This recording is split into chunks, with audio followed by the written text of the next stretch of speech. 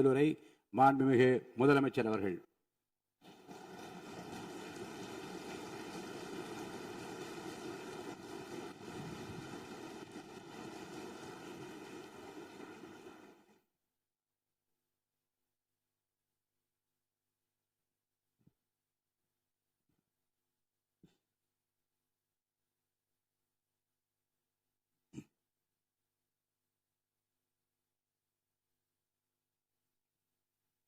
மாண்புமிகு பேரவைத் தலைவர் அவர்களே,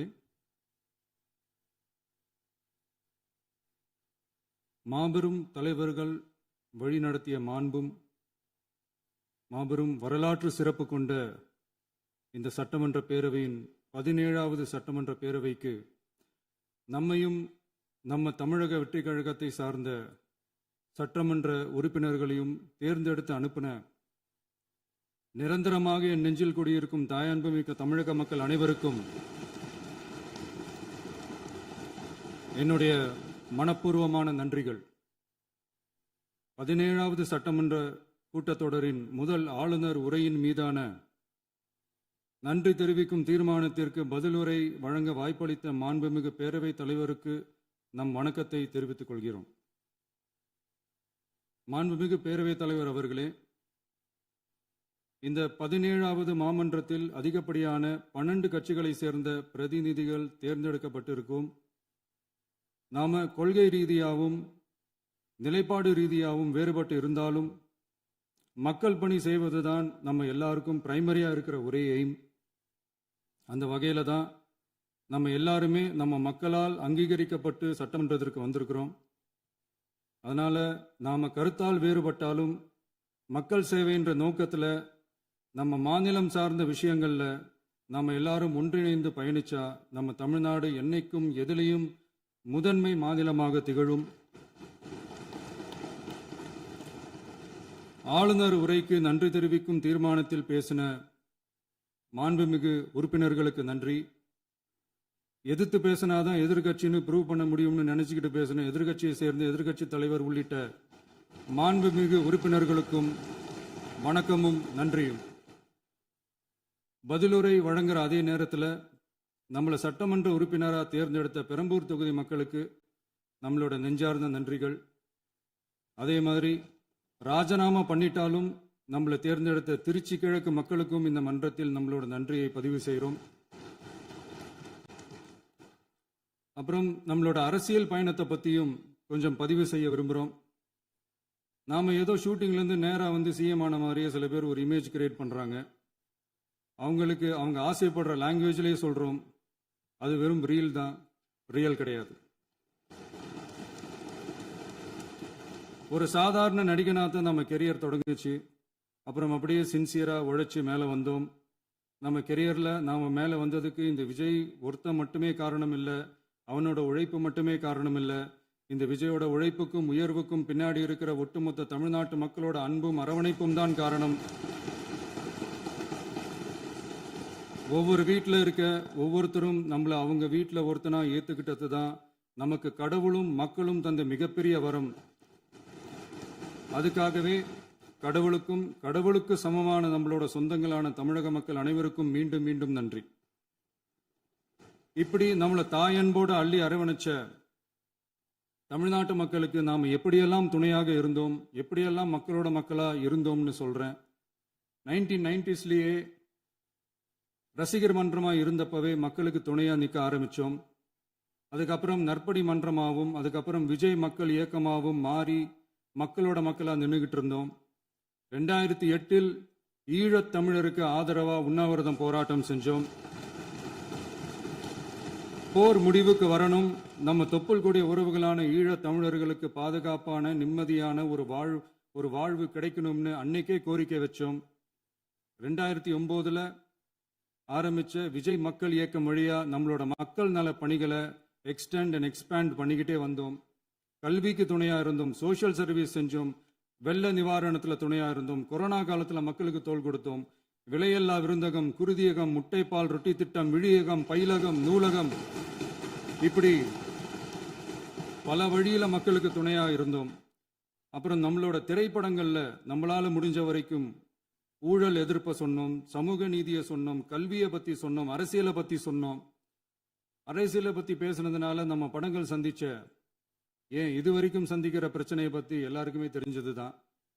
இது மட்டும் இல்லாம 2011ல நாகப்பட்டினத்தில் மீனவர் பிரச்சனைகளுக்கு ஆதரவா ஒரு பெரிய பொதுக்கூட்டம் நடத்தினோம். மீனவர்கள் மீதான தாக்குதலை கண்டிச்சு பேசி அதில் நம்மளோட எதிர்ப்பை பதிவு செஞ்சோம். 2017ல ஜல்லிக்கட்டு போராட்டத்தில் தமிழர் பண்பாட்டு உரிமைக்கான நம்மளோட ஆதரவை தெரிவித்தோம். 2018ல ஸ்டெர்லைட் போராட்டம் துப்பாக்கி சூட்ல பாதிக்கப்பட்ட நம்ம சொந்தங்களை நேரில் சந்திச்சு ஆறுதல் சொன்னோம். 2021ல உள்ளாட்சி தேர்தலில் விஜய் மக்கள் இயக்க வேட்பாளர்கள் போட்டியிட்டு ஜெயிச்சாங்க. கல்வி விருது விழா நடத்தி சிறந்த மதிப்பெண் பெற்ற மாணவ மாணவிகளுக்கு ஊக்கத்தொகையும் பரிசும் கொடுத்தோம். 2024ல தமிழக வெற்றி கழகத்தை ஆரம்பிச்ச உடனேயே CAA-வை எதிர்த்து அறிக்கை விட்டோம். அரசியல் கட்சி ஆரம்பிச்சு விழுப்புரம் மாவட்டத்தில் விக்கிரவாண்டியில நம்மளோட முதல் மாநில மாநாட்டிய வெற்றி கொள்கை திருவிழாவை நடத்தினோம். தந்தை பெரியார், பெருந்தலைவர் காமராஜர், அண்ணல் அம்பேத்கர், வீரமங்கை வேலுநாச்சியார், மக்கள் சேவகர் அஞ்சலை அம்மாள்னு நம்மளோட 5 கொள்கை தலைவர்களை அறிவிச்சோம். இந்தியாவிலே 2 பெண் ஆளுமைகளை கொள்கை தலைவர்கள் அறிவிச்ச ஒரே கட்சி நம்ம டிவிக்கு மட்டும்தான் என்ற பெருமையோடு அறிவிச்சோம். பெரியார் சொன்ன மாதிரியே அவர் சொன்னதுல நமக்கு ஏற்புடையதை மட்டும் எடுத்துக்கிட்டோம். அவரோட கடவுள் மறுப்பு கொள்கையில நமக்கு உடன்பாடு இல்லைன்னு ஓப்பனா அறிவிச்சோம். நமக்கு கடவுள் நம்பிக்கை உண்டுன்னு அறிவிச்சோம். யாரோட நம்பிக்கைக்கும் நாம் எதிரானவங்க இல்லைன்னு தெளிவா அறிவிச்சோம். பெண் கல்வி, பெண்கள் முன்னேற்றம், சமூக சீர்திருத்தம், சமூக நீதி, இப்படி பெரியாரோட கருத்துக்களை நிறையவே ஏத்துக்கிட்டோம்னு அறிவிச்சோம். அண்ணல் அம்பேத்கரோட சம வாய்ப்பு, சமநீதி, சமத்துவத்தை ஃபாலோ பண்ணுவோம்னு அறிவிச்சோம். பெருந்தலைவர் காமராஜரோட மதச்சார்பின்மையை ஏத்துக்கிட்டதோட அவரோட நேர்மையான நிர்வாகத்தையே ஒரு கொள்கையா ஏத்துக்கிட்டோம்னு அறிவிச்சோம். வீரமங்கை வேலு நாச்சியாரோட மண் மீட்பையும் சமூக நல்லிணக்கத்தையும் பின்பற்றுவோம்னு அறிவிச்சோம். மக்கள் சேவகர் அஞ்சலை அம்மாளோட விடுதலை வேட்கையையும் மக்களோட வாழ்வாதாரத்துக்காக உறுதியாக நிற்கிறதையும் பின்பற்றுவோம்னு சொன்னோம். எல்லாருக்கும் எல்லாமும் கிடைக்கணும், எம் மதமும் நம் மதம்னு சொல்லி மதச்சார்பற்ற சமூக நீதி தான் நம்ம கொள்கைன்னு அறிவிச்சோம். நம்ம கொள்கை எதிரி யாரு, அரசியல் எதிரி யாருன்னு ஓப்பனா அறிவிச்சோம். எல்லாத்துக்கும் மேல பிறப்புக்கும் எல்லா உயிர்க்கும்ன்றத நம்மளோட அடிப்படை அரசியல் கோட்பாட்டா அறிவிச்சுட்டு தான் அரசியலுக்கே வந்தோம். நம்ம மதுரை மாநாட்டில் நம்மளோட தேர்தல் அரசியல் மற்றும் ஆட்சி அதிகார அரசியல் வழிகாட்டியா அறிஞர் அண்ணாவையும் புரட்சி தலைவர் எம்ஜிஆரையும் ஏத்துக்கிட்டதா அறிவிச்சோம். அப்புறம் இன்னொன்னையும் நாம இங்க பதிவு செஞ்சே ஆகணும். எல்லாரும் கட்சி ஆரம்பிச்சுட்டு தான் ஒவ்வொரு வீட்டுக்குள்ளேயும் போவாங்க. ஆனா நாம ஒவ்வொரு வீட்டுக்குள்ளேயும் போனதுக்கு அப்புறம் தான் கட்சியவே ஆரம்பிச்சிருக்கிறோம். ஒவ்வொரு வீட்டில் ஒவ்வொருத்தரும் நம்மள அவங்க பிள்ளையா, மகனா, அண்ணனா, தம்பியா ஏத்துக்கிட்டதும் இயல்பா நடந்துச்சு. தமிழ்நாட்டு மக்களோட மனசுக்குள்ள போறதுக்கு நாம பட்ட பாடு நமக்கு மட்டும்தான் தெரியும். இதெல்லாம் புரிஞ்சாலும் புரியாத மாதிரி இருக்கிறவங்க தான் நம்மள நடிகன் என்று சொல்லியும் நம்ம கட்சியை நடிகன் கட்சின்னு சொல்லியும் சில நக்கல், நையாண்டி இதெல்லாம் பேசுவாங்க. அதை பத்தி நமக்கு கவலை இல்லைன்னு. இப்படி நம்ம அரசியல் பயணம் ரொம்ப டிரான்ஸ்பரண்டா தான் ஆரம்பிச்சிருக்கு. இந்த 2026 தேர்தலில் கூட்டணியே இல்லாமல் தனியா நின்னோம். மக்கள் நம்மளை தெளிவா புரிஞ்சுக்கிட்டதாலையும் நம்ம டிவிகே தோழர்களோட உழைப்பாலையும் நாம 35% வாக்குகளை வாங்கினோம். 1,72,00,000 வாக்குகளோட தமிழ்நாட்டிலேயே தனி பெரும் கட்சியா வந்தோம். தமிழக மக்களாலையும் நம்மளோட ஆதரவு இயக்கங்களாலையும் இதோ இன்னைக்கு இங்க நம்ம டிவிகே ஆளும் கட்சியா உட்கார்ந்துருக்கிறோம். இந்த ஆளும் கட்சியா ஆனதும் அவ்வளவு சாதாரணமாலாம் நடந்துடல. 2.25 வருஷத்துல ஆட்சிக்கு வந்துட்டீங்கன்னு ரொம்ப கிண்டலா கேலியா சிலர் பேசுறாங்க. எங்களோட இந்த 2.25 வருஷ டிராவல்ல எவ்வளவு வலியும் வேதனையும் இருக்குது.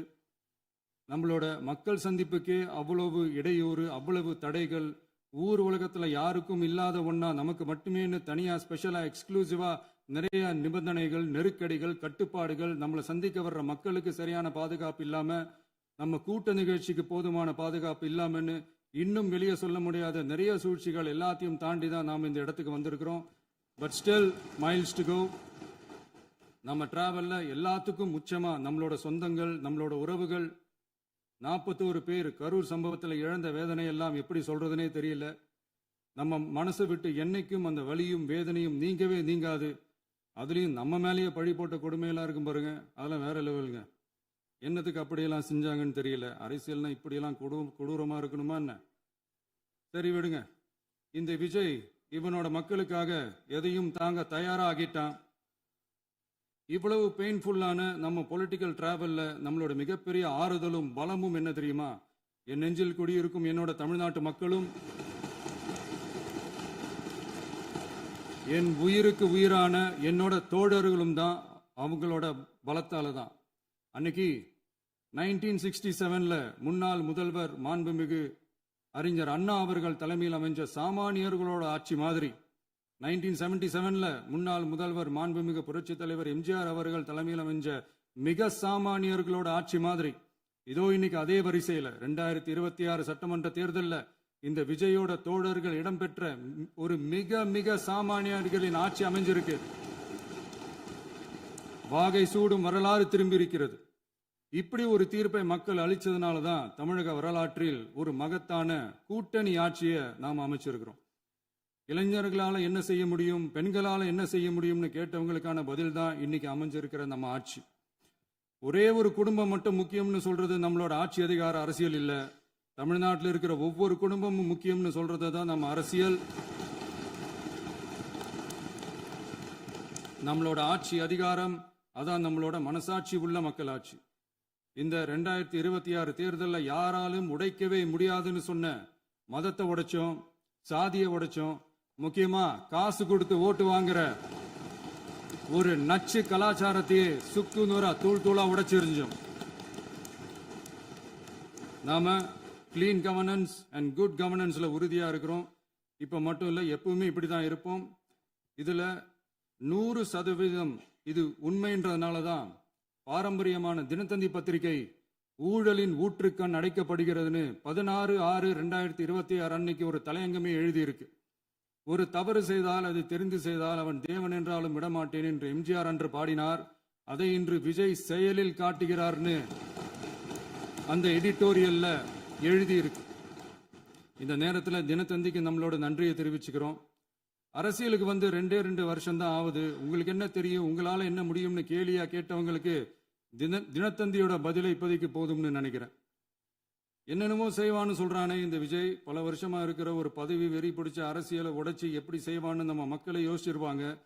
இதோ இப்போ நம்ம மக்களுக்கு புரிஞ்சிருக்கும். இப்பவும் சொல்றோம், இது வெறும் ஆரம்பம் தாங்க. இந்த மாபெரும் சபையிலிருந்து கேட்கிற மக்களே, நமக்கு கொஞ்சம் அவகாசம் கொடுங்க. இதுக்கு முன்னாடி, அதாவது 2017 கடைசியில இருந்து 2026 ஏப்ரல் வரைக்கும் இருந்த புண்ணியவான்கள் ஆட்சியில ஒவ்வொரு டிபார்ட்மெண்ட்லயும் போட்ட ஏராளமான ஓட்டைகளை அடைச்சிக்கிட்டே படிப்படியா மக்களுக்கு நல்லதையும் செஞ்சுக்கிட்டே வருவோம். அதனாலதான் நமக்கு எதிரா யார் யாரோ சேரவே மாட்டாங்கன்னு நினைச்சவங்க எல்லாம் ஒன்னா சேர்றாங்க. நம்ம ஆட்சிக்கு டேட்டு குறிக்கிறாங்க.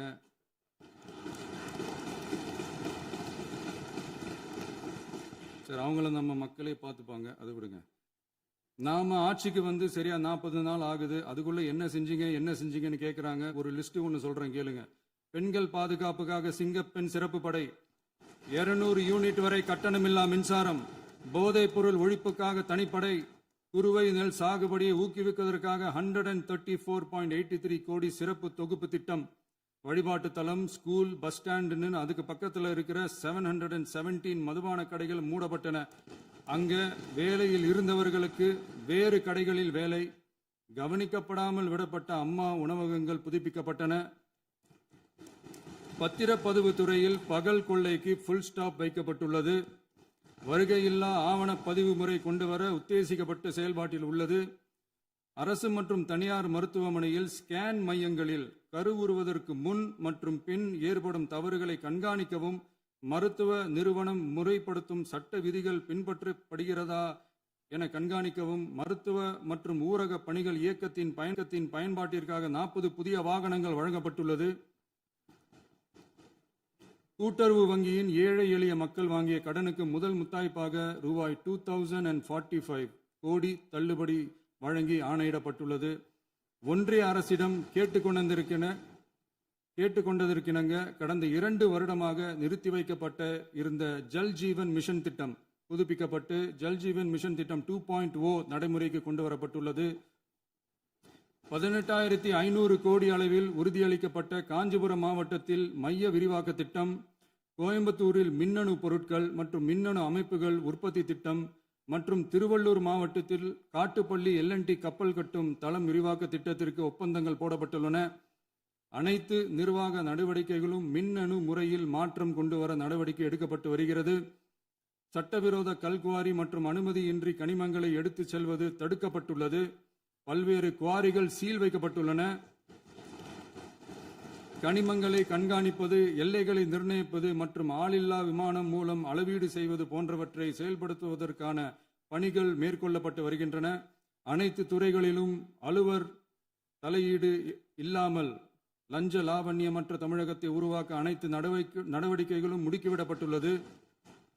இதெல்லாம் சாம்பிள் தான், இன்னும் இருக்கு. இந்த வெறும் 40 நாளுக்குள்ளேயே இவ்வளவு செஞ்சிருக்கோம்னா இனி வர்ற நாட்கள்ல கொஞ்சம் கொஞ்சமா படிப்படியா ஸ்டெடியா உழைச்சி லஞ்ச லாவண்யம் இல்லாத, ஊழல் இல்லாத, பெண்களுக்கு பாதுகாப்பான, சுதந்திரமான, டிரான்ஸ்பரண்டான தமிழ்நாட்டை நம்ம சொந்தங்களான தமிழக மக்களுக்கு தர்றது தான் நம்மளோட ஒன் அண்ட் ஒன்லி டார்கெட். கண்டிப்பா அதை நிறைவேற்றியே காட்டுவோம். 8 கோடி மக்கள் நம்மளோட இருக்கிறப்போ ஏங்க இதை செய்ய முடியாது? மாண்புமிகு பேரவைத் தலைவர் அவர்களே, தமிழ்நாட்டின் கருவூலம் எப்படி திசை மாறி உருமாறி தேய்ந்து ஓய்ந்து கிடக்கிறதுன்னு சொன்னாங்க. திசை மாறி உருமாறி தேய்ந்து ஓய்ந்துன்னு வசனம் மாதிரி ரைமிங்கா இல்லாம வளமான இலக்கியமா இதே சபையில பேசினவங்களோட திறமையான ஆட்சியில நடந்த நிதி மேலாண்மையை பத்தி வெள்ளை அறிக்கையா வெளியிட்டோம். வெள்ளை அறிக்கை வந்ததிலிருந்தே கண்ணை கட்டுதுங்க. அந்த காலத்துல தான் பிள்ளையோ பிள்ளை தொல்லையோ தொல்லைன்னு சொன்னாங்க. அதே மாதிரி தாங்க அவங்க ஆட்சியாலையும் அவங்களாலையும் இன்னைக்கு தமிழ்நாட்டுக்கே தொல்லையோ தொல்லை. இப்படி ஒரு நிலைமையை உண்டாக்கி வச்சுட்டு இவங்க சொல்றாங்க நமக்கு ஆட்சி செய்ய தெரியாதுன்னு. நம்ம அமைச்சர்களுக்கும் நம்ம சட்டமன்ற உறுப்பினர்களுக்கும் ஒன்றும் தெரியாதுன்னு. ஆமாங்க, எங்களுக்கு தெரியாதுதான். எங்க சட்டமன்ற உறுப்பினர்களுக்கும் அமைச்சர்களுக்கும் மக்கள் பணி செய்ய தெரிஞ்ச அளவுக்கு மக்கள் பணத்தை சுருட்ட தெரியாதுதான்.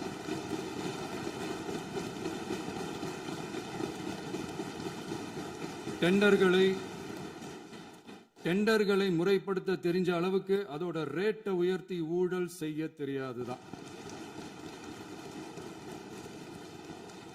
பதவி உயர்வு வழங்கவும் பணி இடமாற்றம் கலந்தாய்வு நடத்தவும் தெரியுமே தவிர பதவி உயர்வுக்கும் பணியிட மாற்றத்திற்கும் பணம் பறிக்க தெரியாதுதான்.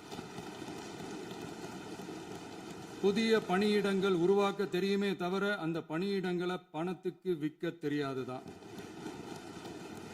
கோயில்கள்ல நடக்கிற நிர்வாக சீர்கேட்ட தடுக்க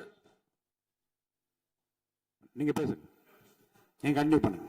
கோயில்கள்ல நடக்கிற நிர்வாக சீர்கேட்ட தடுக்க தெரியுமே தவிர கோயில் பணத்தை கொள்ளையடிக்க தெரியாதுதான். தங்கத்தை உருக்கி தாரை வார்க்க தெரியாதுதான். கனிம வளத்தை பாதுகாக்க தெரிஞ்ச அளவுக்கு கனிமத்தை வித்து கொள்ளையடிக்க தெரியாதுதான். அரசு வருமானத்தை அரசு கஜானாவுக்கு மாத்த தெரிஞ்ச அளவுக்கு அந்த பணத்தை தனிப்பட்ட கஜானாவுக்கு மடை மாத்த தெரியாதுதான். போதை கலாச்சாரத்தை தடுக்க தெரிஞ்சவங்களுக்கு போதை கலாச்சாரத்தை வளர்க்க தெரியாதுதான். நம்ம குடும்பத்தில் இருக்கிற பாட்டி, அம்மா, அக்கா, தங்கச்சி, குழந்தைங்களை, பெண்களை மதிக்க தெரிஞ்சவங்களுக்கு ஓசி பஸ், 1000 ரூபாய் கேஸு, இப்படிலாம் பேச தெரியாதுதான். எங்க உறுப்பினர்களுக்கும் அமைச்சர்களுக்கும் மக்கள் சேவை தெரிந்த அளவிற்கு சுயநல தேவையை செஞ்சிக்க தெரியாதுதான். அதனாலதான் சொல்றோம், எங்களை பார்த்து எதுவும் தெரியாதுன்னு சொல்றவங்களுக்கு சொல்றோம், இதெல்லாம் எங்களுக்கு தெரியாதுதான். உங்களை மாதிரி முறைகேடுகளை செய்யறத நாங்க தெரிஞ்சுக்கவும் போறதில்ல, தெரிஞ்சுக்கவும் ஆசைப்படல. அத கடைசி வரைக்கும் எங்களுக்கு தெரியாமலே இருந்துட்டு போகட்டும். அதனால நாங்களும் எங்க மக்களும் வெரி வெரி ஹாப்பி தான். மாண்புமிகு பேரவைத் தலைவர் அவர்களே, எதிர்ப்பவர்கள் எதிர்க்கட்சி என்பதற்காக எங்கள் ஆட்சி மீது 1000 பழி போடலாம். ஆனாலும் தமிழக மக்களுக்கு உண்மையை உணர்த்த வேண்டியது நம்மளோட கடமை. மின்வெட்டை பொறுத்தவரை தமிழ்நாடு மின்மிகை மாநிலமாக இருந்தாலும் கடந்த காலங்களில் ஏற்பட்ட நிர்வாக குளறுபடிகளும் மின்சார சாதனங்கள் மற்றும் மின் மாற்றிகளில் ஏற்படும் பழுதாலும் வேண்டுமென்றே சிலரின் நடவடிக்கைகளாலும் இந்த மின்வெட்டிற்கு காரணமாக உள்ளது. மின் விநியோக மீட்பு நடவடிக்கைகளை ஒருங்கிணைப்பதற்காக எதிர்பாராமல் இரவு நேரங்களில் ஏற்படும் மின் தடங்களை விரைந்து சரி செய்வதில் 10 உயர்மட்ட கண்காணிப்பு குழுக்கள் மற்றும் 125 சிறப்பு மின் தடை நீக்க ரோந்து வாகனங்கள் வழங்கப்பட்டு 24 மணி நேரமும் கண்காணிக்கப்படுகிறது. கூடுதலாக தற்போது 77 புதிய மின் தடை நீக்க மையங்களும் உருவாக்கப்பட்டுள்ளன. விரைவில் இந்த மின்வெட்டு நிலைமை அறவே நீக்கப்படும். மாண்புமிகு பேரவைத் தலைவர் அவர்களே, நம்ம விவசாயிகள் எல்லாரும் நம்மளை நல்லா புரிஞ்சுக்கிட்டு தமிழக வெற்றி கழகத்தை ஏத்துக்கிட்டாலும் எதிர்கட்சிகளோட தூண்டுதலால சில இடங்கள்ல சில போராட்டங்கள் நடக்குது. எதிர்கட்சிகள் என்னதான் சித்து வேலை செஞ்சாலும் விவசாய பெருமக்கள் எல்லாரும் நம்ம ஆட்சி அவங்களுக்கான ஆட்சி தான் நல்லா புரிஞ்சுதான் வச்சிருக்கிறாங்க. இந்த வருஷம் எல்னினோ விளைவா எப்பவும் இருக்கிறத விட இந்த டைம் மழை குறையுங்கிறதையும் நம்ம விவசாயிகள் உணர்ந்துதான் இருப்பாங்க. இருந்தாலும் நம்ம அரசு நம்ம விவசாயிகளோட வாழ்வாதாரத்துக்காக பக்கபலமாகவும் உறுதியாகவும் துணை நிற்கும்ங்கிறத தெரிவிச்சுக்கிறோம். நம்ம தமிழகத்தில் ஏற்கனவே நடந்த அதி அற்புதமான சூப்பரான நிர்வாக திறன் கொண்ட 50 வருஷ அரசியல் அனுபவம் கொண்ட 2.0, 3.0, 4.0 பல 0.0 மாடல் ஆட்சி நடத்த கனவு கண்டவங்களோட அட்டகாசமான ஆட்சிக்காரங்க பல்வேறு விதமான நிதி நெருக்கடியை நம்ம மக்களுக்கும் நமக்கும் பரிசா கொடுத்துட்டு போய் இருந்தாலும் கூட்டுறவு வங்கிகளின் மூலம் 75,000 வரை பயிர்கடன் பெற்று குறு சிறு இதர பெரு விவசாயிகளுக்கு 100% முழுமையான பயிர்கடன் தள்ளுபடியும் 75,000க்கு மேல் கடன் பெற்றவர்களுக்கு குறைந்தபட்சமாக 35,000 பண பயன் கிடைக்கும் அளவிற்கு மொத்தம் 14,43,504 விவசாயிகளுக்கு ரூபாய் 5,932.23 கோடி பயிர்கடன் தள்ளுபடி வழங்கப்பட்டுள்ளது. மாண்புமிகு பேரவைத் தலைவர் அவர்களே, நாம ஒன்றியத்தில் கூட்டுறவு கூட்டாட்சி, மாநிலத்தில் சுயாட்சி என்ற கொள்கையை கொண்டவங்க தான் ஏற்கனவே அறிவிச்சிருக்கிறோம். தற்போதைய ஒன்றிய அரசு சார்ந்த கட்சியுடன் அரசியலில் கொள்கை அளவில் நேர் எதிராக நிற்கிறவங்க தான் நாம. அதே சமயத்தில் எதுக்கெடுத்தாலும் கண்ணை மூடிக்கிட்டு ஒன்றிய அரசோட மோதல் போக்கை விரும்புறவங்க நாம இல்ல. நமக்கு எப்பவுமே தமிழகத்தின் வளர்ச்சி மட்டும்தான் முக்கியம். அதுக்காக நம்மளோட அரசியல் ரீதியான கொள்கைகளையோ மாநில உரிமைகளையோ கொஞ்சம் கூட விட்டு கொடுக்கவே மாட்டோம். அதுல ரொம்ப தெளிவாகவும் உறுதியாகவும் இருக்கிறோம். இனியும் இப்படித்தான் இருப்போம். அதுல ஒருபோதும் மாற்றமே இருக்காது. அதனால இதுல யாரு திசை திருப்ப வேலையில் ஈடுபட்டாலும் அவங்க எல்லாரும் மக்கள் மத்தியில் தோற்பது உறுதி. எனவே நம்ம மக்களுக்கோ சிறுபான்மை சகோதரர்களுக்கோ நம்ம ஆதரவு இயக்கங்களுக்கோ எந்தவித சந்தேகமும் வேண்டாம். நாம் யாரோட டீமும் இல்ல. நாம எப்பவுமே பியூரான பீப்புள்ஸ் டீம். இன்னும் சொல்ல போனா நாம secular team, social justice team. மாண்புமிகு பேரவைத் தலைவர் அவர்களே, அரசு விழாக்கள், கல்வி நிறுவனங்கள் மற்றும் பல அதிகாரப்பூர்வ நிகழ்ச்சிகளோட தொடக்கத்தில் நம்ம தமிழ்தாய் வாழ்த்த பாடுறது தான் வழக்கமா இருக்கு. தமிழ்தாய் வாழ்த்த பொறுத்த வரைக்கும் நம் அரசு இதுல நம்மளோட உறுதியான நிலைப்பாட்டை ஒன்றிய அரசுக்கு மிக தெளிவா தெரிவிச்சிருக்கு. அது இல்லாம இதில் மாநில அரசின் கொள்கைக்கு ஏற்ப ஒன்றிய அரசின் அறிவிக்கையில் திருத்தம் மேற்கொள்ள கோரிக்கையும் விடுக்கப்பட்டுள்ளது. நீட் தேர்வை பொறுத்தவரை கிராமப்புற மற்றும் பொருளாதார ரீதியாக பின்தங்கிய மாணவர்களுக்கு சமமான வாய்ப்பை வழங்குவதில்லை. மருத்துவ கல்வியில் சமூக நீதி மற்றும் சம வாய்ப்பை நீட் பாதிக்கிறது என்பதை உணர்கிறோம். எனவே மருத்துவ படிப்புகளுக்கான சேர்க்கையை 12ஆம் வகுப்பு மதிப்பெண்களின் அடிப்படையில் நடத்த வேண்டும் என்று நமது அரசு வலியுறுத்தி வருகிறது. மத்திய அரசிடம் நீட்டிலிருந்து தமிழ்நாட்டிற்கு விலக்கு வழங்க வேண்டும் என்று கோரிக்கை விடுத்துள்ளது.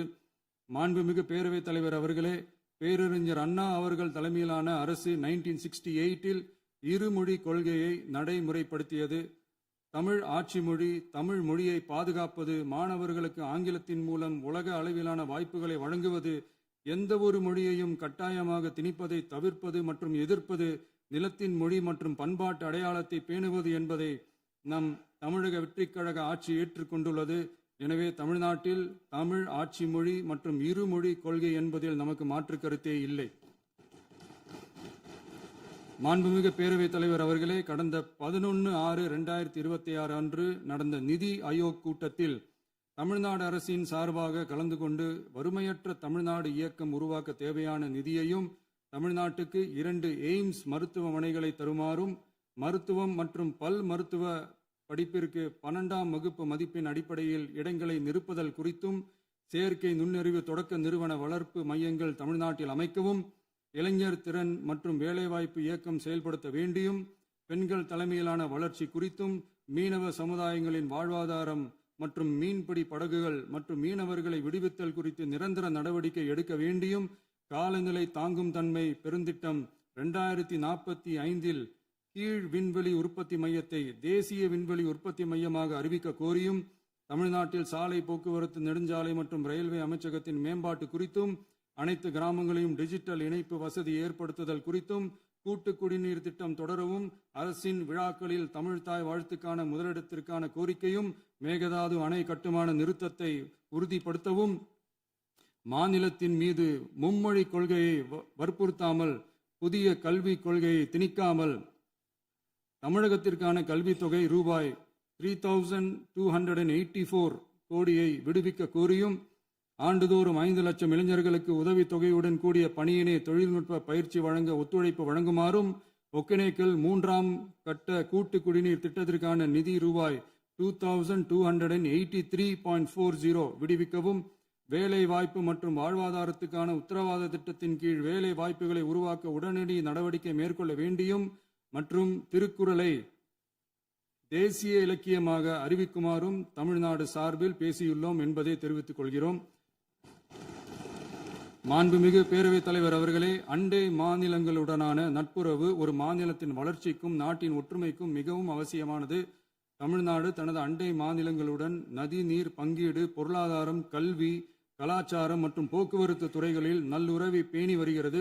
பரஸ்பர மரியாதை, ஒத்துழைப்பு மற்றும் கூட்டாட்சி தத்துவத்தின் அடிப்படையில் அண்டை மாநிலங்களுடனான நட்புறவை வலுப்படுத்தவும் நமது ஆட்சியில் காக்கப்படுகிறது. மாண்புமிகு பேரவைத் தலைவர் அவர்களே, சட்டம் ஒழுங்கை பற்றி பேச்சு வந்தது. சட்டம் ஒழுங்கு சரியா இருக்கணும் அப்படின்றதுல எங்களுக்கு மாற்று கருத்தே கிடையாது. கண்டிப்பாக லா அண்ட் ஆர்டர் கரெக்டாக இருக்கணும், கரெக்டாக இருக்கும், இருக்க வைப்போம். அதே மாதிரி பெண்கள் பாதிக்கப்படுறதையும் இங்கே யாராலையும் சகிச்சிக்கவே முடியாது. அதுக்கான கடுமையான நடவடிக்கைகள் நம்ம அரசு எடுத்துக்கிட்டு இருக்கிறோம். இந்த சிங்கப்பெண் சிறப்பு அதிரடி படை கூட அதுக்கான ஒரு ஃபர்ஸ்ட் ஸ்டெப் தான். அதே மாதிரி இந்த போதைப் பொருள் நடமாட்டம், அதை கண்ட்ரோல் பண்ணுறதுக்கும் நம்ம அரசு கடுமையான நடவடிக்கைகள் எடுத்துக்கிட்டு இருக்கிறோம். அதையும் கண்டினியூ பண்ணி எடுப்போம். மாண்புமிகு பேரவைத் தலைவர் அவர்களே, இப்போ நான் சொன்ன இந்த பிரச்சனைகள்லாம் 2026 போன மாதம் மே மாதம் 10ஆம் தேதி புதுசாக வந்துடல. இதெல்லாம் பல வருஷமா இருக்கிற பிரச்சனைகள் தான், பல வருஷமா கண்டுக்காம விட்ட பிரச்சனைகள் தான். இன்னைக்கு எதிர்கட்சிக்காரங்க அதை பற்றி கேட்கும் போது எனக்கு அது அக்கறையா தெரியல, அவதூறு அரசியலாக தான் தெரியுது, பழி போடுற அரசியலாக தான் தெரியுது. இப்படி அவதூறு பழி போடுறவங்கள பார்த்து ஒன்று தான் கேட்கணும்னு தோணுது. கடந்த 9-10 மாசமா நம்ம ஸ்டேட்ல சட்டம் ஒழுங்கு டிஜிபியே இல்லை. சட்டம் ஒழுங்கு டிஜிபியை போடுங்கன்னு சொல்லி எல்லாம் ஓஞ்சி போயிட்டோம். போன ஆட்சியில் நடந்ததுக்கெல்லாம் இப்பதான் விடையே கண்டுபிடிக்கிறோம் நம்ம ஆட்சியில்.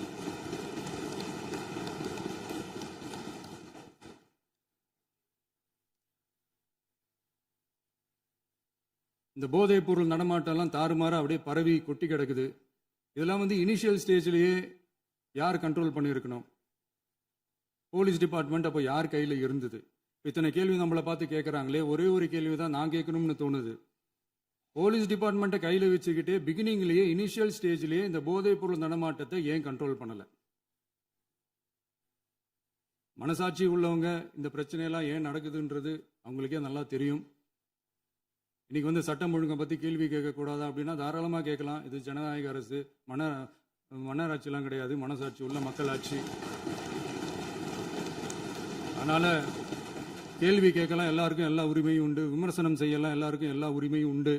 ஆனால் நம்ம ஆட்சியில் என்ன நடவடிக்கைகள் எடுத்திருக்கோன்றது தெரிஞ்சுக்கிட்டு அதுக்கேற்ற மாதிரி ஒரு நடுநிலையாக பேசுனீங்கன்னா கொஞ்சம் நல்லா இருக்கும். சட்டம் ஒழுங்கை பற்றி யாருக்கு என்ன யோசனை இருந்தாலும், மக்கள் நலனுக்காக யாருக்கு என்ன யோசனை இருந்தாலும் அதை தாராளமாக சொல்லலாம். நம்ம அரசு அது காது கொடுத்து கேட்கும்.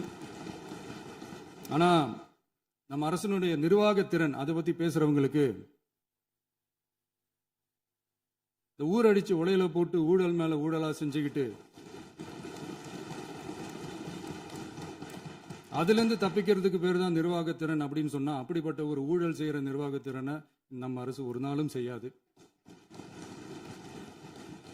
பொட்டி பெட்டியா பணத்தை வச்சுக்கிட்டு, பெட்டியை வச்சு எல்லாம் செஞ்சுக்கிட்டு, போதைப் பொருள் பாதுகாவல் கழக மாடல் அரசாங்கம் செஞ்ச ஒவ்வொரு ஊழலா வெளியில வந்துகிட்டு இருக்கு. டாஸ்மாக்ல அது என்னப்பா அது பேரு, பார்ட்டி ஃபண்ட் கட்சி நிதி அப்படின்ற பேர்ல அடிச்ச கொள்ளையெல்லாம் ஒண்ணு ஒண்ணா இப்போ கவர்மெண்டோட கஜானாவுக்குள்ள கொண்டு சேர்த்துக்கிட்டே இருக்கிறோம். உட்காருங்க. மாண்புமிகு முதல்வர்கள் பதில் உரைக்கு பிறகு முதல்வர் பதிலுக்கு பிறகு நேரம் தரேன். அப்ப பேச அவங்க பேசட்டும். அவங்கள பேச அனுமதி. உட்காருங்க உட்காருங்க.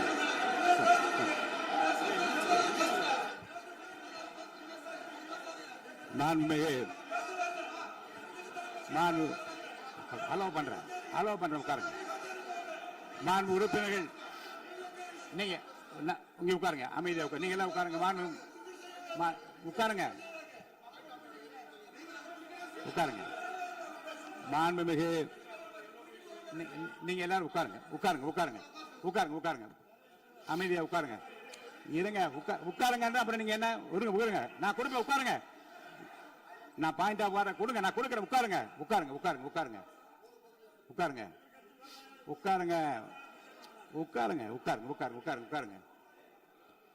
மாண்புமிகு முதல்வர் அவர்கள் கோர்வையாக நிதானமாக சொல்லிக்கொண்டே இருக்கிறார். நீங்க குறிப்பெடுத்து வைத்துக் கொள்ளுங்கள். பேசி முடித்தவுடன் நான் உங்களுக்கு அவகாசம் தருகிறேன். நீங்க ஒண்ணு சொல்லுங்க. என்ன என்பது நீங்க சொல்லுங்க. சொல்லுகிற வாய்ப்பை நான் உங்களுக்கு தருகிறேன். இப்போது மாண்புமிகு முதலமைச்சர் உங்கள் உரையை தொடரலாம்.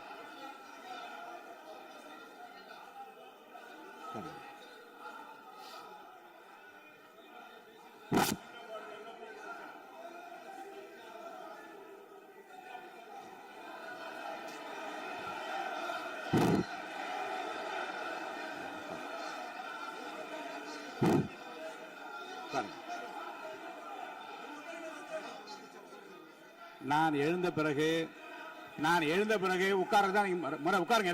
எல்லாரும் உட்காருங்க. தேசிய உட்காரு. நான் அலோவ் பண்றேன். உட்காருங்க. அமைதியா உட்காருங்க. நான் அலோவ் பண்றேன். அமைதியா உட்காருங்க. அங்க இருந்து குரல் கொடுக்காதீங்க.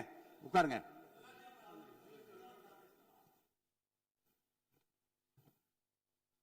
இனிமையான இந்த விவாதத்தில் இதுவரை குறுக்கீடுகள் இல்லாமல்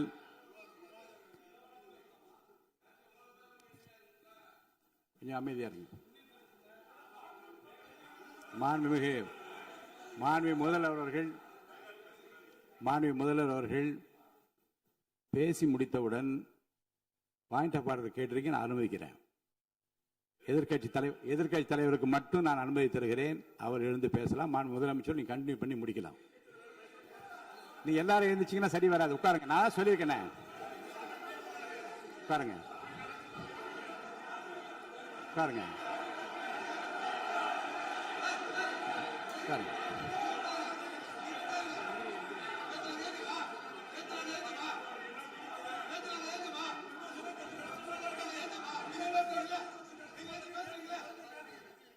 மாண்பு உறுப்பினர் அமைதி காக்க வேண்டும். நேற்று எதிர்க்கட்சி தலைவர் பேசுகிற போதும் அவர் பேசுகிற எல்லாவற்றுக்கும் நான் அனுமதி அளித்தேன். அதில் பாயிண்ட் ஆஃப் கேளுங்க. அந்த விவாதத்தில் கேளுங்க. இப்போதும் மாண்புமிகு முதலமைச்சர் அவர்கள் பேசி முடித்த பிறகு நான் உங்களுக்கு அதுக்குரிய அவகாசத்தை தருகிறேன். நீங்க கேள்வி கேளுங்க. கேட்கிற உரிமையும் விளக்கத்தை பெற்றுக்கொள்ள உரிமை உங்களுக்கு இருக்கிறது. அதற்கு அவகாசம் நான் தருகிறேன்.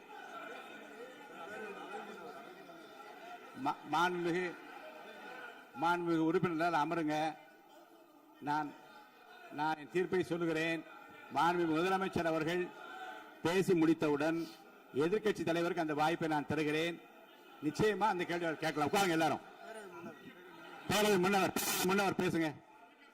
மாண்பு பேரவைத் தலைவர் அவர்களே, இன்று இவர்கள் முயற்சி செய்வது அவர் ஆளுங்கட்சியாக இருக்கின்ற போது நான் சொல்லிடுறேன். பிளீஸ் ஒரே நிமிஷம் நான் சொல்லிடுறேன். பிளீஸ் ஆளும் கட்சியாக இருக்கின்ற போது நீங்கள் சொன்ன ஒரே வார்த்தை, நாங்கள் பேசி முடித்ததற்கு பிறகு குறிப்பிடுத்துவிட்டு நீங்கள் எந்த கேள்வி வேண்டுமானாலும் கேட்கலாம் என்று ஒரு முறையை நீங்கள் பின்பற்றினீர்கள் அதே முறையை இப்போது பின்பற்ற வேண்டும் என்று கேட்டுக்கொள்கிறேன். மாண்புமிகு பள்ளிக்கல்வித்துறை அமைச்சர், மாண்புமிகு பள்ளிக்கல்வித்துறை அமைச்சர். மாண்புமிகு பேரவைத் தலைவர் அவர்களே, நேற்றைய தினம் கூட எதிர்க்கட்சி தலைவர் சொன்னதை முழுமையாக கேட்டு இறுதியில் ஒரு வாய்ப்பு தந்தீங்க. அதுவும் இல்லாம இந்த நேரத்தில் நேரலையில் நீங்களும் பாக்குறீங்க. அங்கிருந்து ஒருமையில் விழித்து இந்த பக்கம் இருக்க உறுப்பினர்களை பார்த்து அப்படின்னு ஒருமையில் விழிப்பதை உங்கள் மூலமாக கண்டிக்கிறேன். அந்த வார்த்தையை அவை குறிப்பிலிருந்து நீக்கணும். கண்ணியம் காத்து முதல்வர் முழுமையாக பேசுவதை காத்து கண்ணியம் காத்து இந்த சபைக்கு ஒரு மரபு இருக்கிறது. அதை மூத்த உறுப்பினர்கள் பின்பற்றபடி உங்கள் மூலமாக கேட்டுக்கொள்கிறேன். மாண்புமிகு முதலமைச்சர் அவர்கள் உரையை தொடரலாம். நான் தரேன். நான் உறுதியாக மாண்புமிகு முதலமைச்சர் அவர்கள் பேசி முடித்தவுடன் எதிர்க்கட்சி தலைவருக்கு அந்த வாய்ப்பு தரப்படும் என்பதை உறுதியாக சொல்லிவிட்டேன். இடையிலே குறுக்கீடு செய்யாமல் அந்த பேச்சு முழுமையாக பேசி முடிக்க நீங்கள் அனுமதி வழங்க வேண்டும் என்று கேட்டுக்கொள்கிறேன். அமைதியா உட்காருங்க. அவங்க பேசி முடிக்கட்டும், நீங்க கேளுங்க. நான் என்ன சொல்றேன், கேட்கிற உரிமையும் விளக்கத்தை கேட்டு பெற உரிமையும் உங்களுக்கு இருக்கிறது. ஆனா இடையிலே குறுக்கீடு செய்யாமல் அதை முடிக்கும்படி நான் கேட்டுக்கொள்கிறேன். மாண்புமிகு முதலமைச்சர் அவர்கள் தொடர்ந்து நீங்க பேசலாம்.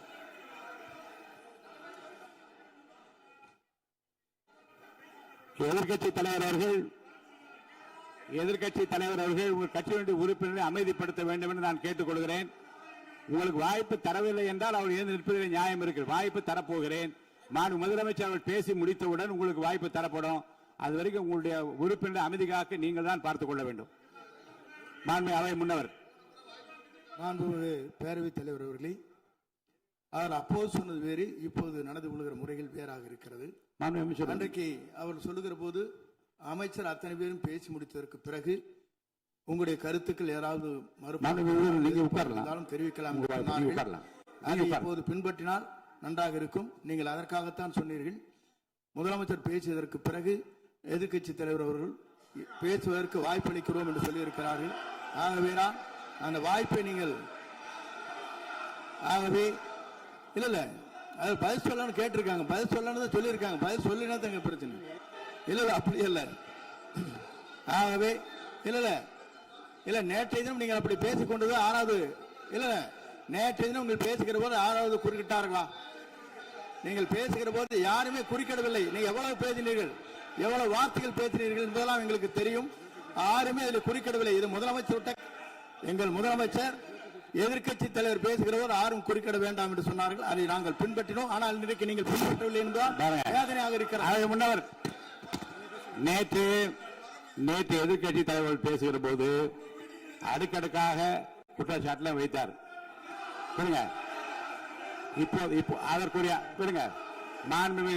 மாண்புமிகு பொதுப்பணித்துறை அமைச்சர்கள் காலையில் அலுவலகத்தை சந்தித்து அவர்கள் சாட்டிய குற்றச்சாட்டுகளுக்கெல்லாம் ஆதாரங்களை எல்லாம் நான் கொண்டு வந்திருக்கிறேன் என்று சொன்னேன். நான் நேற்று அந்த விஷயம் நேற்றோடு முடிந்து விட்டது. ஆதாரங்களை கொடுங்கள்.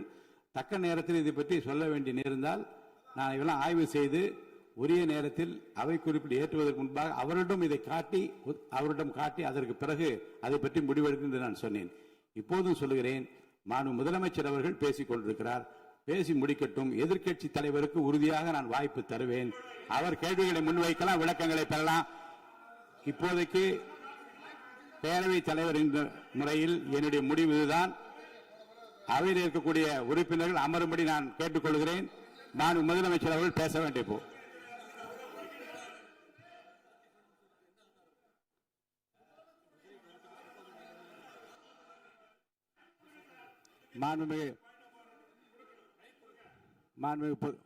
இருங்க. அவை முன்னவர் பேரவைத் தலைவர் அவர்களே, நேற்றைய தினம் நீங்கள் முழுமையாக பேசினீர்கள். உங்கள் பேச்சுக்கள் எப்படி இருந்தது என்பதும் நாடறியும். இருந்தாலும் கூட நாங்கள் அமைதியாக இருந்தோம். இல்ல நீங்க இருங்க. ஒவ்வொரு வார்த்தைக்கு இருங்க. நீங்க மின்வெட்டையில நீங்க சொன்னீங்க. உங்களுடைய முன்னாள் அமைச்சர் ஆற்காடு வீராசாமி இருக்கிற போது மின்வெட்டால் தான் நாங்கள் ஆட்சியே மாறியது என்றெல்லாம் சொன்ன கதையெல்லாம் இருக்கு. அதெல்லாம் சொன்னோம்னாங்க. நாங்களே அமைதியா இருந்தா அதுக்காக நீங்க தயவு செய்து எதிர்க்கட்சி தலைவருக்கு வாய்ப்பளிக்கிறார்கள். அந்த வாய்ப்பை நீங்கள் அவர் முதலமைச்சர் பேசியதற்கு பிறகு பேசினால் அழகாக இருக்கும். அவை முன்னர் பள்ளிக்கல்வித்துறை அமைச்சர். மாண்புமிகு பேரவைத் தலைவர் அவர்களே, அவர் ஒரே ஒரு வார்த்தையை தான் சொன்னார். பார்ட்டி ஃபண்ட் என்ற வார்த்தையை கேட்டு எதிர்க்கட்சி நண்பர்கள் கோபப்படுகிறார்கள். ஆனால் அதன் மீது உங்களுக்கு பாயிண்ட் ஆஃப் ஆர்டர் தருவதாகவும் நீங்கள் வந்து சட்டப்பேரவை தலைவர் சொல்கிறீர்கள். நேற்றைய தினம் இதே போல வெற்றி தலைவர் அவர்களினுடைய வழிகாட்டில் வளர்ந்த நாங்கள் சகிப்புத்தன்மையோடு அவர்கள் பல வார்த்தைகள் சொன்னார்கள். புதிதாக சோஃபா மாடல் என்றார்கள், குதிரை பேரம் என்றார்கள், எத்தனையோ வார்த்தைகள் சொன்ன போது சகிப்புத்தன்மையோடு அதை கேட்டு பொறுமையாக இருந்தோம். இவர்கள் குதிரை பேரம் எல்லாம் அவைக்குள் நீக்கப்பட்டு விட்டது. சரி, சோஃபா மாடல் என்று சொன்னார்கள். ஆதாரம் கேட்டு இப்படி எழுந்து நாங்கள் கொந்தளிக்காமல் ஒரு சட்டமன்றத்தில் ஒரு உறுப்பினர் எப்படி நடந்து கொள்ள வேண்டும் என்பதற்கு எடுத்துக்காட்டாக தமிழக வெற்றி கழகத்தின் உறுப்பினர்கள் நடந்து கொண்டார்கள். இப்போது மதிப்பிற்குரிய எதிர்க்கட்சி தலைவர் அவர்களை உங்கள் ஊடாக நான் கேட்பது என்னவென்றால், அவர்களினுடைய கட்சி உறுப்பினர்களை அவர் அமைதிப்படுத்தி முதல்வர் அவர்கள் உரையை முழுமையாக கேட்டு சகிப்புத்தன்மைக்கு சட்டமன்றத்தில் இந்த பக்கம் மட்டுமல்ல அந்த பக்கமும் எடுத்துக்காட்டாக இருப்பதற்கு அவர் வழிவகை செய்ய வேண்டும் என்று உங்கள் மூலமாக கேட்டுக்கொள்கிறேன். பொதுப்பணித்துறை அமைச்சர்.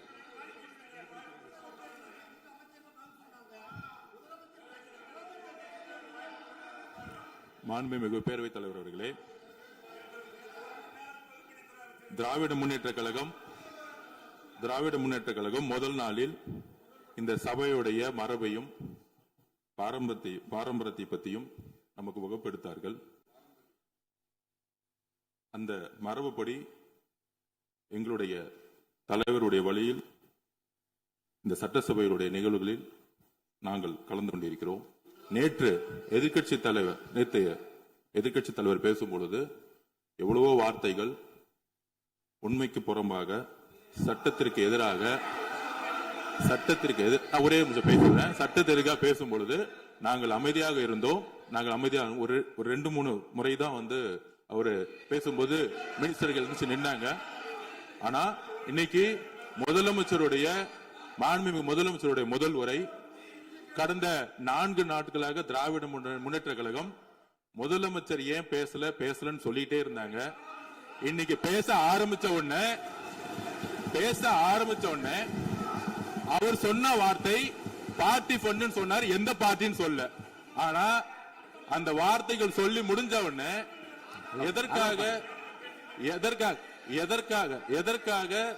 எதற்காக முதலமைச்சருடைய பேச்ச இவங்க வந்து குறுக்கிறாங்கன்னு தெரியல. நீங்கள் சொன்னது மாதிரி முதலமைச்சர் பேச வேண்டும். பேசிய பின்பு கருத்துகளுக்கு பதிலளிக்க அவர்கள் பதிலளிக்கும், நாங்களும் பதிலளிக்க தயாராக இருக்கிறது பதிவு பண்றோம். மாண்புமிகு முதலமைச்சர் அவர்கள்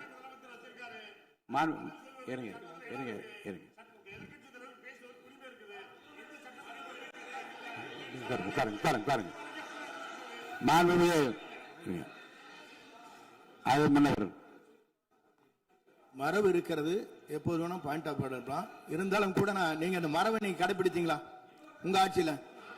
நீங்க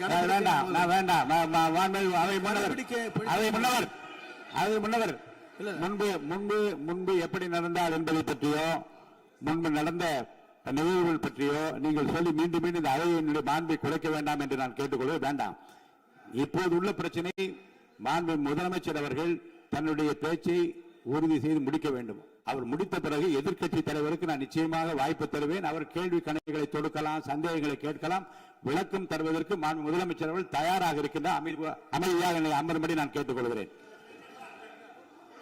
இப்போ நான் அனுமதிக்க முடியாது. மாண்பு முதலமைச்சர் உரையை தொடரலாம்.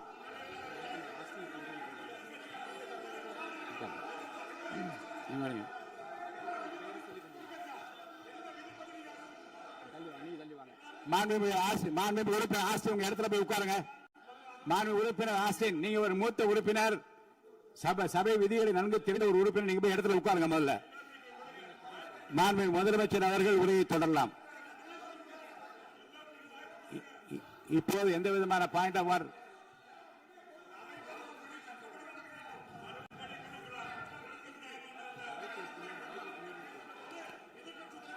நான் வாய்ப்பு இல்லை என்று சொன்னால் நீ எழுந்து நிற்பதிலே நியாயம் இருக்கிறது.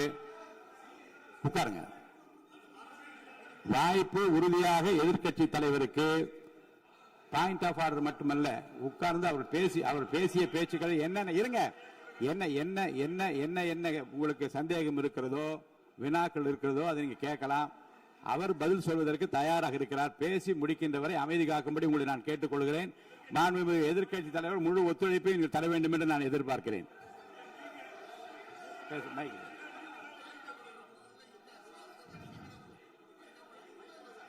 மைக் கொடுங்க. மாண்புமிகு எதிர்க்கட்சி தலைவர். பேரவைத் தலைவர் அவர்களே, நீங்க உட்காருங்க. நேற்று நான் பேசும்போது சில அமைச்சர்கள் குறுக்கிட்டு பேசினாங்க, அதற்கு நீங்க அனுமதி கொடுத்தீங்க. அது மாதிரி இன்னைக்கு முதலமைச்சர் பேசும்போது சில வார்த்தைகள், தவறான வார்த்தைகள் பேசுறாரு. அவர் பார்ட்டி ஃபண்ட் அப்படின்னு சொல்லியிருக்கிறாரு. அவர் அமைச்சர் அந்த பார்ட்டி ஃபண்ட் எந்த பார்ட்டின்னு கூட சொல்ல தைரியம் இருந்தா சொல்லுங்க, நாங்க அதெல்லாம் ஃபேஸ் பண்ண தயாரா இருக்கோம். எதையும் ஆதாரத்தோடு எதையும் பேசுங்க. நீங்க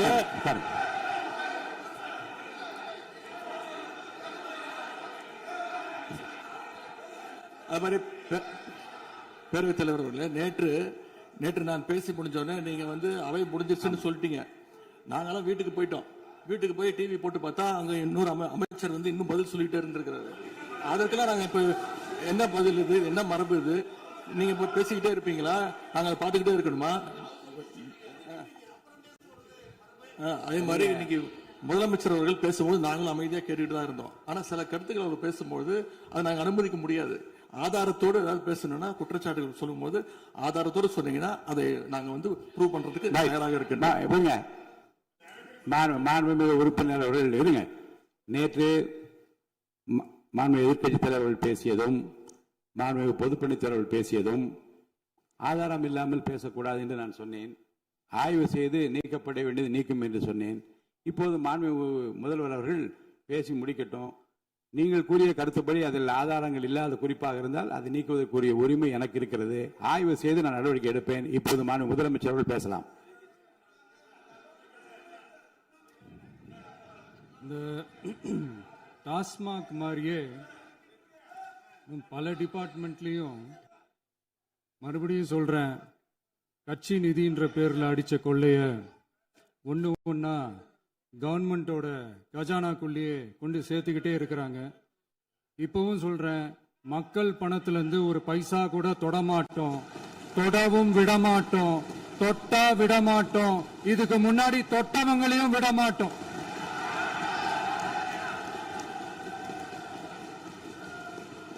ஒவ்வொரு ஊழலா வெளியில வரும் போலயே, ஒவ்வொரு வேஷமா கலைஞ்சிரும் போலயே இங்க இருக்கிற நிறைய பேரு நடுங்கி போய் இதுல நம்ம மேல அவதூறு வேற. இப்ப புதுசா ஒரு வெப்பன் ஒண்ணு கொண்டு வந்திருக்காங்க. அது என்ன தெரியுமா? அவங்க தயவால தான் நம்ம ஆட்சி நடக்குதாம். மக்கள் தயவால இந்த ஆட்சி நடந்துகிட்டு இருக்கு. மனசாட்சி உள்ள சக்திகளோட ஆதரவால இந்த ஆட்சி நடந்துகிட்டு இருக்கு. நாங்க தான் அனுப்பி வச்சோம் அப்படின்றாங்களே. அனுப்பி வச்சவங்களுக்கு மினிஸ்ட்ரியில இடம் கொடுத்தா ஏன் கதறீங்க? ஏன் இவ்வளவு கோவம்? ஏன் இவ்வளவு கதறல்ஸ்? இதுல இன்னொரு முக்கியமான விஷயம், மார்க்சிஸ்ட் கம்யூனிஸ்ட் கட்சி நமக்கு ஆதரவு கொடுத்தது சுயேட்சையா எடுத்த முடிவுன்னு சொல்றாங்க. அதே மாதிரி இந்திய கம்யூனிஸ்ட் கட்சி நமக்கு ஆதரவு கொடுத்தது சுயேட்சையா எடுத்த முடிவுன்னு சொல்றாங்க. இதுல எங்க இருந்து நாங்க தான் அனுப்பி வச்சோம்னா புரியலையே. மக்களுக்கு நல்லா புரியும். எல்லாத்தையும் தெளிவா பார்த்துக்கிட்டு இருக்கிறாங்க.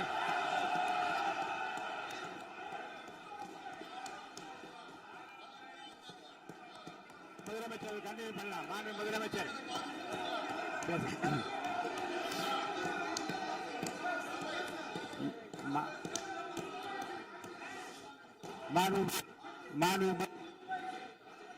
முதலமைச்சர் கண்டினியூ பண்ணலாம்.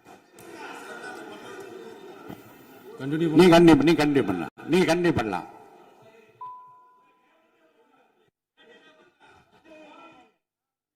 இந்த சமூக நீதி அரசுன்னு சொல்றவங்களை பார்த்து கேட்கிறேன், நம்ம பட்டியலின சகோதரர்களுக்கு எத்தனை அமைச்சர் பதவி கொடுத்தீங்கன்னு கொஞ்சம் சொல்ல முடியுமா? ஆனா நம்மளுடைய அரசுல 8 அமைச்சர் பதவிகள் யாருக்கு? நம்ம பட்டியலின சகோதரர்களுக்கு. எல்லாம் நம்ம அண்ணன், நம்ம தம்பி, நம்ம தங்கச்சிங்க. அண்ணல் அம்பேத்கர் அவர்களுடைய கிட்டத்தட்ட 100 ஆண்டு கால கனவு இப்ப நிறைவேறி இருக்கு. நான் ஏன் கொஞ்சம் சவுண்டா பேசுறேன் அப்படின்னா அவங்களுக்கு கேட்கணுன்றதுக்காக தப்பா எடுத்துக்காது. அதே மாதிரி பெண்களோட பாதுகாவலர் நாங்க தான் அப்படின்னு சொல்லிக்கிறவங்களை கேட்கிறேன், எத்தனை பெண்களுக்கு அமைச்சர் பதவியில இடம் கொடுத்தீங்க கொஞ்சம் சொல்ல முடியுமா? எங்க அரசுல 4 சகோதரிகளுக்கு அமைச்சர் பதவி கொடுத்திருக்கிறோம்.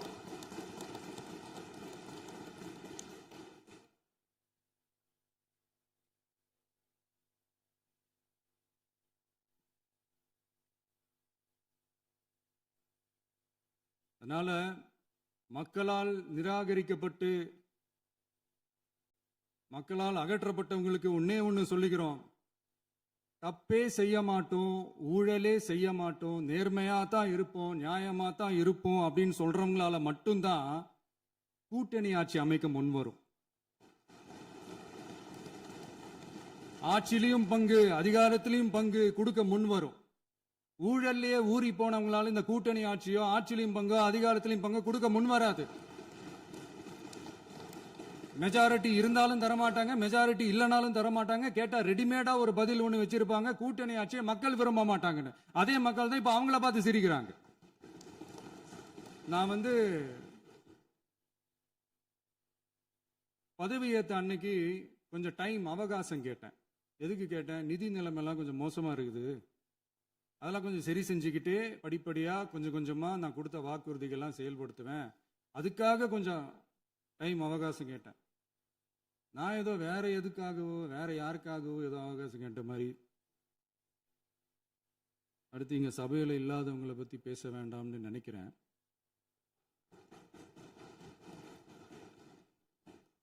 இங்க நம்மளை பத்தி அவதூறு பரப்புறதோட மட்டும் இல்லாம இப்ப நம்ம மக்கள் மேலேயும் அவதூறு பரப்ப ஆரம்பிச்சிட்டாங்க.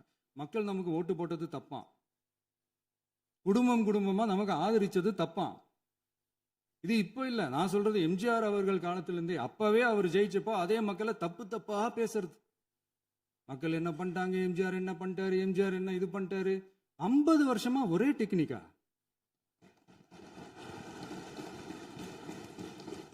டெக்னாலஜி எல்லாம் மாறி வேற எங்கேயோ போயிட்டு இருக்கு. பஸ் இதுல கொஞ்சம் டெக்னிக்காச்சும் கொஞ்சம் மாத்தினா கொஞ்சம் நல்லா இருக்கும்.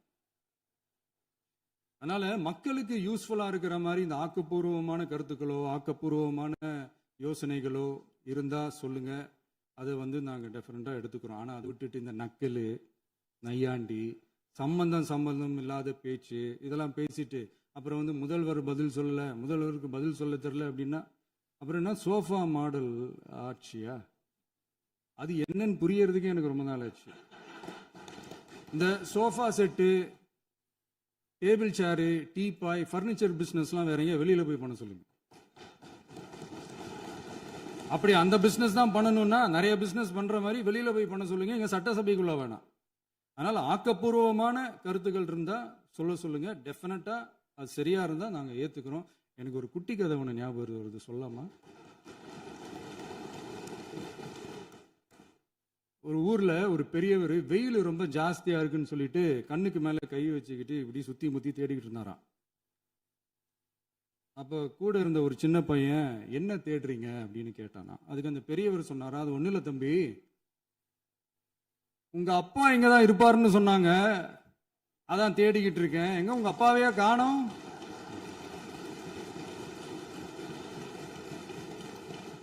இல்ல அந்த எங்களுக்கும் நக்கலா நையாண்டியா சம்பந்தம் இல்லாத குட்டி கதை இதெல்லாம் எங்களுக்கும் பேச தெரியும். அந்த கதையில பெரியவர் அப்படி சொன்னாராம், தப்பா எடுத்துக்காதீங்க. அந்த கதையில பெரியவர் அப்படி கேட்டாராம். அதனால யாரும் இங்க டென்ஷன் ஆக வேணாம். அதனால இன்னொரு இந்த என்னுடைய உரையை முடிக்கிறதுக்கு முன்னாடி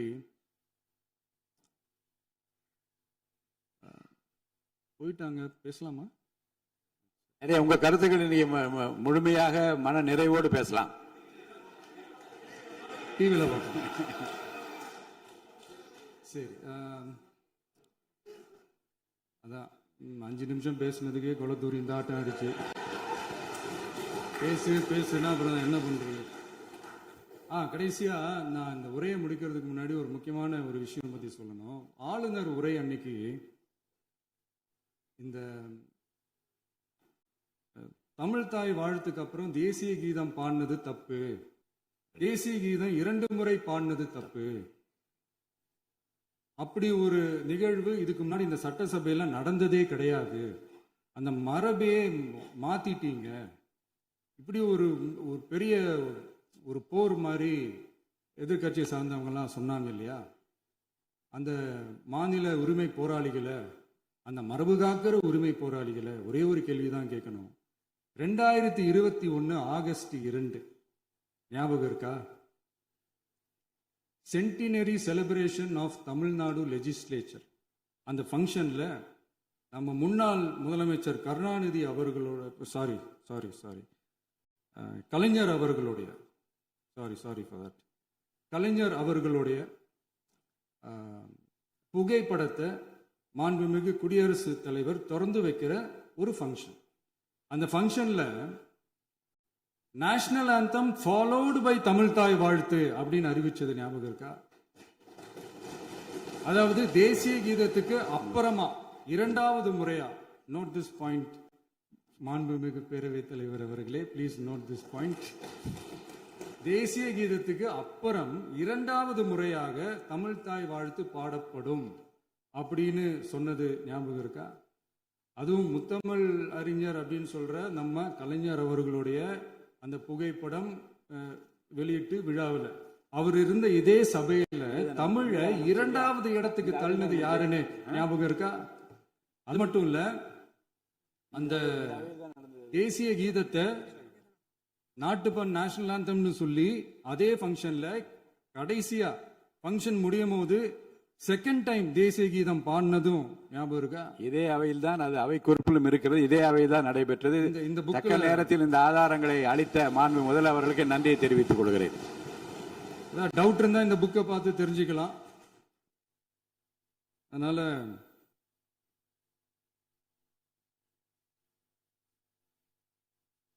இதெல்லாம் கேட்டா என்ன சொல்லுவாங்கன்னா, அது ஜனாதிபதி கலந்துகிட்ட ஃபங்க்ஷன், அதெல்லாம் அப்படிதான், அதெல்லாம் கண்டுக்க கூடாது அப்படின்னு சொல்லுவாங்க.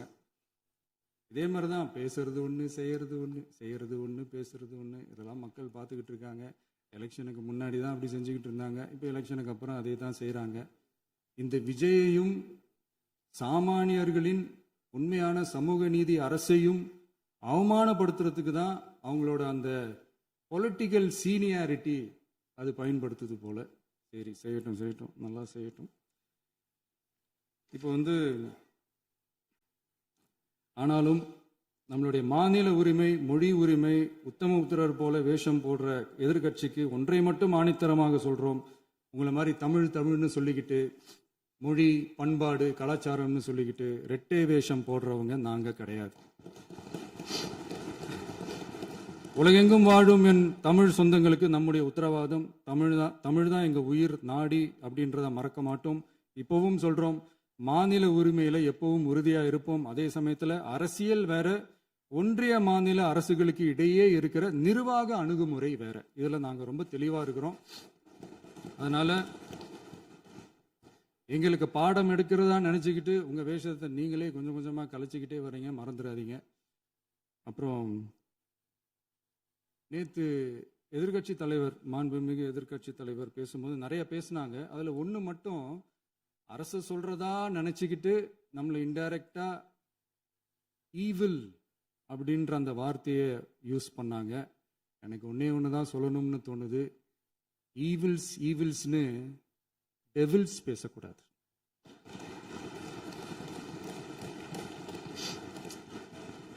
அவங்க இருந்திருந்தா ஒரு ஆக்ஷன் பண்ணணும்னு எனக்கு தோணுச்சு. எல்லாரும் போயிட்டாங்க. பர்மிஷன் பண்ணலாமா? இப்பவும் பண்ணலாம், ஒன்றும் தப்பு இல்லை.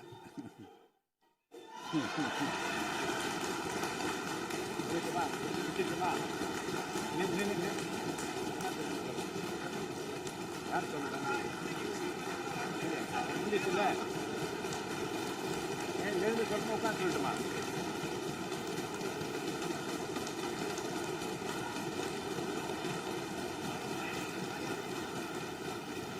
விவாதம் விவாதம் முடிவுற்றது.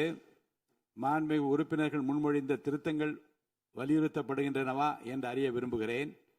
மாண்புமிகு உறுப்பினர்கள் முன்மொழிந்த திருத்தங்கள் அனைத்தும் பேரவையின் அனுமதியில் திரும்ப பெறப்படுகின்றன. 2026 ஆண்டு ஜூன் திங்கள் 18ஆம் நாளன்று சட்டமன்ற பேரவைக்கு மாண்புமிகு ஆளுநர் அவர்கள் ஓந்தளித்த பெருரைக்கு தமிழ்நாடு சட்டமன்ற பேரவை உறுப்பினர்கள் பெரிதும் நன்றி உடையவர்களாவர் என்று மாண்புமிகு பேரவை துணைத் தலைவர் திரு மு. ரவிசங்கர் அவர்களால் 19/6/2026 நாளன்று முன்மொழியப்பெற்ற தீர்மானம் பேரவையின் முடிவுக்கு விடப்படுகிறது. ஏற்போர் ஆம் என்க, மறுப்போர் இல்லை என்க.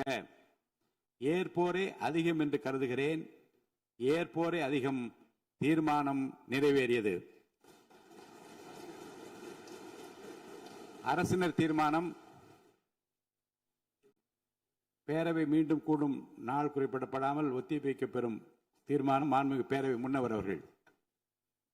மாண்புமிகு பேரவைத் தலைவர் அவர்களே, பேரவை விதி 25(1) கீழ் 1 படி பேரவை மீண்டும் கூடும் நாள் குறிப்பிடப்பெறாமல் ஒத்திவைப்பு பெறலாம் எனும் தீர்மானத்தை மொழிகிறேன். மாண்புமிகு பேரவை முன்னவர் அவர்களின் தீர்மானம் பேரவையின் முடிவுக்கு விடப்படுகிறது. ஏற்போர் ஆம் என்க, மறுப்போர் இல்லை என்க. மறுப்போரே இல்லை என்று கருதுகிறேன். மறுப்போரே இல்லை. தீர்மானம் ஒருமனதாக நிறைவேறியது. பேரவை மீண்டும் கூடும் நாள் குறிப்பிடப்பெறாமல் ஒத்திவைக்கப்படுகிறது. வணக்கம்.